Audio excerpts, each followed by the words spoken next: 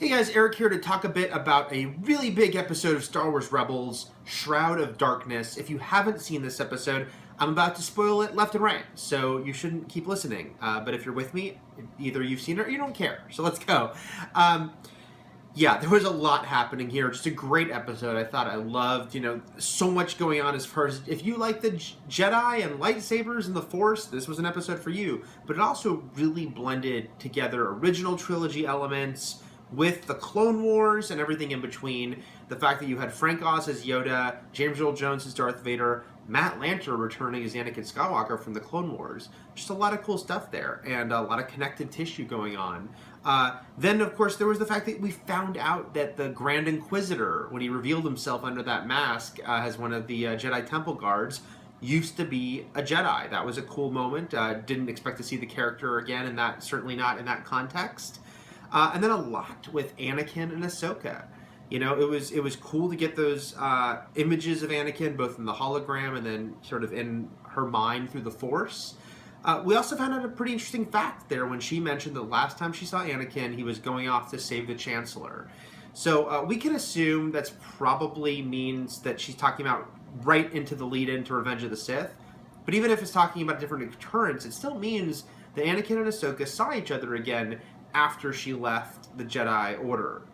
So that's a story hopefully we get to at some point see. There was going to be a lot of Clone Wars episodes they didn't get to complete. We're getting some references to them, and here's one right there. But then, of course, the big thing for Ahsoka and Anakin was her realizing Anakin had become Darth Vader. The season premiere had that great moment where Vader and Ahsoka sensed each other, but she still hadn't really kind of connected all the dots.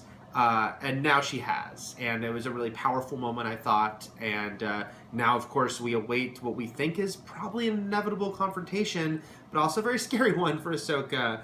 But this was a huge moment, her sensing that. I loved how that was handled, showing her tears and screaming to find out, that this person she loved so much had become something so horrible. And then lastly, there was the mention, when Yoda told Ezra about Malachor, or at least said the name, and then he was told at the end it's a place. Another cool inclusion here. Look, Knights of the Old Republic is not considered canon like everything else. It's kind of, been said to be legends, all the old expanded universe stuff. But they've already proven that they're going to pull in Star Wars Rebels and in other Star Wars stories from the old EU. Malachor was actually mentioned in the Force Awakens visual dictionary, so we knew it existed in canon. But now we're going to get to really delve into it. Will they maybe pull more from Knights of the Old Republic? Maybe some characters? I think anything's possible.